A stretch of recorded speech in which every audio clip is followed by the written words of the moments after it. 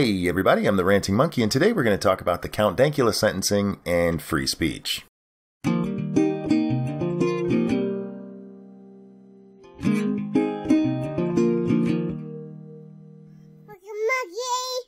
Count Dankula is a Scottish YouTuber who was tried and convicted of grossly offensive speech.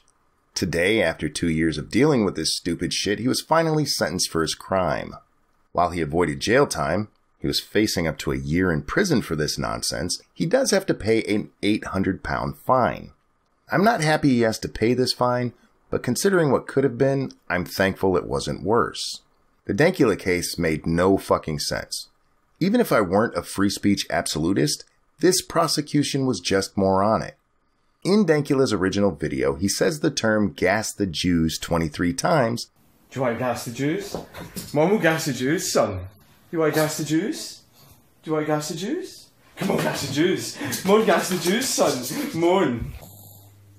Do you want to gas the Jews? Do you want to gas the Jews? Do you want to gas the Jews? Gas the Jews? And teaches his girlfriend's pug Buddha to raise its paw when he says Sieg Heil. Sieg Heil. Sieg Heil. Obviously, he's a Jew-hating Nazi, right? Well, not exactly.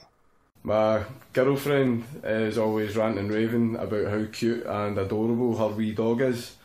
And so I thought I would turn him into the least cute thing that I could think of, which is a Nazi. Did you hear what he said right there? Listen again.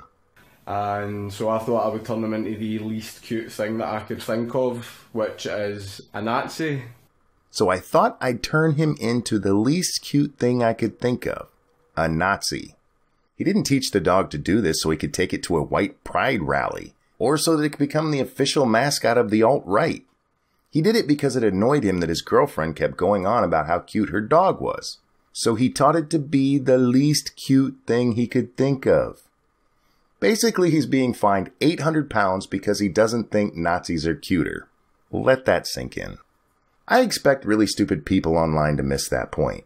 I mean, some of these folks are really, really stupid. But a court of law to miss that? That's fucking scary. It's important to note that the clip we watched is part of the original video. My girlfriend is always ranting and raving about how cute and adorable her wee dog is. And so I thought I would turn him into the least cute thing that I could think of, which is a Nazi. Buddha, do you want to gas the Jews? Count Dankula didn't release the shots of him saying gas the Jews and the dog going nuts, and then later come out and explain it had all been a joke. The clip explaining it is in the original. It's how it started. Anyone who had any doubt about his motive only had to rewind.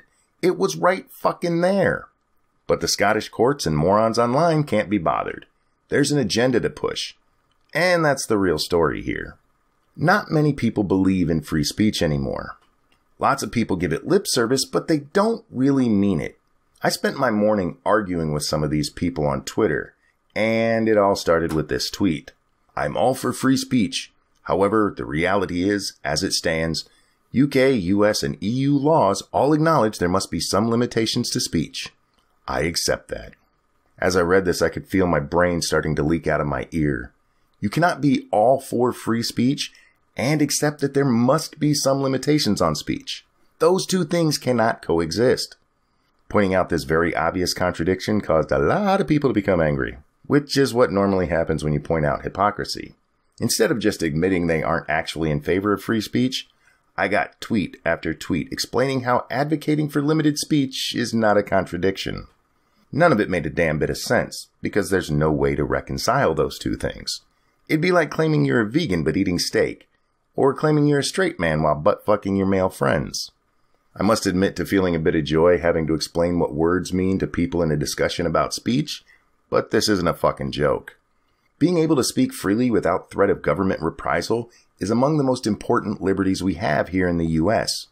And yes, I know, there are laws that bar us from saying bomb in an airport or yelling fire in a crowded theater, but I don't really agree with those either. If you yell fire in a crowded theater and people panic and get hurt, I have no issue with you being charged with inciting a panic. But if you yell it and no one listens and no one's hurt, no harm, no foul. Words aren't the problem. actions are. If I say I'm going to kick your ass, those are just words. If I kick your ass, that's where the problem arises, whether I told you I was going to do it or not. My words are irrelevant to the action. Would you really feel better about me kicking your ass if I told you how much I liked you first? As a society, we are losing the importance we place on free speech because we keep making exceptions. Why can't we say bomb in an airport? Why is it okay to say bomb anywhere else? Why does the word lose its meaning in a McDonald's or a Walmart? Why are airports sacred places?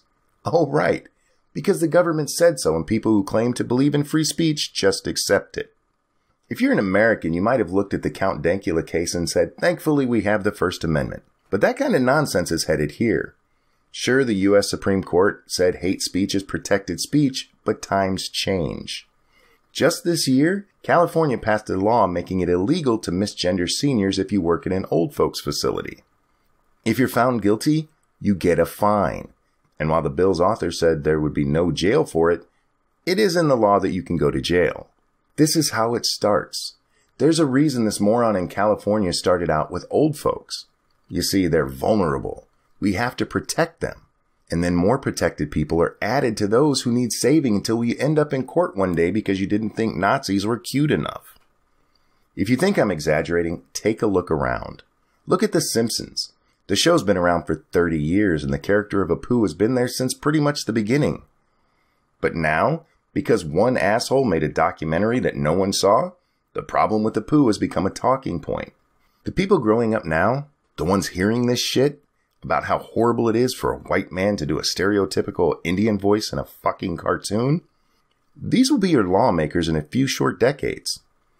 When I was a kid, none of us had a problem calling each other fag. Now, better not say the F word. We have so many goddamn F words these days, I don't even know what the fuck we're talking about most of the time. We have a whole generation now becoming adults who were taught words hurt more than actual violence. A cut might heal, don't you know, but being called a cunt will scar you for life. These are the next voters, the next leaders, and eventually, some of them will become Supreme Court justices. And when that happens, you better hope they aren't the thin-skinned fucknuggets who are running around whining about being called fag or bitching that a cartoon character is too stereotypical. Or even worse, one of these assholes who claims they're for free speech, but thinks limitations are necessary. Every inch you give, a foot will be taken. And with free speech, any give is too much. Alright guys, that's going to wrap up this one. If you enjoyed the video, please give it a thumbs up and share it with everyone you know. If you're new here, don't forget to hit that subscribe button. Thanks so much for watching. I'm the Ranting Monkey, and I'll see you next time. Your life makes me sad.